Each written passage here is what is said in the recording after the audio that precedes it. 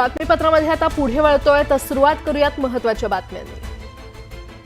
महत्त्वाच्या बातम्या प्रायोजक पुष्कराज रागी डिलाइट्स, महाराष्ट्राचं लाडकं आणि नंबर 1 नाचणी सत्व।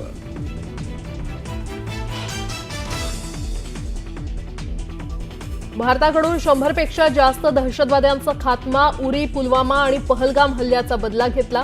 गृहमंत्री अमित शहांचं मोठं विधान।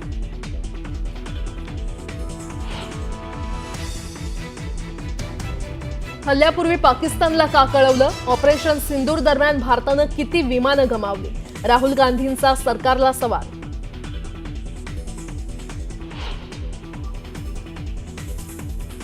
भारताचं कुणाशीही वैर नाही, हल्ले करणाऱ्यांना धडा शिकवल्याशिवाय राहत नाही। ऑपरेशन सिंदूरबाबत सरसंघचालक मोहन भागवत यांचं मोठं विधान।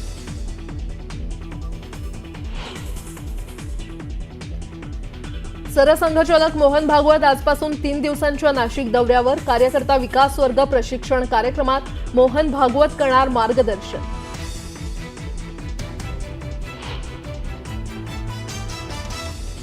संजय राऊतांच्या नरकातला स्वर्ग पुस्तकाचं प्रकाशन। कार्यक्रमाला शरद पवारांसह उद्धव ठाकरेंचीही उपस्थिती, तर पाकिस्तानऐवजी नरकात राहणं पसंत करेन, जावेद अख्तर यांची फटकेबाजी।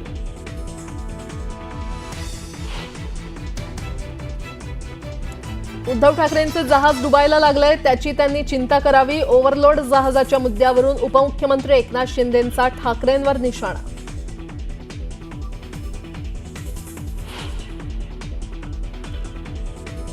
सोलापूर बीड एसटी बसमध्ये महिलांची छेड काढल्याचा आरोप। बार्शी नाक्यावर संतप्त नातेवाईकांकडून बसवर दगडफेक, परिसरात तणावाचं वातावरण।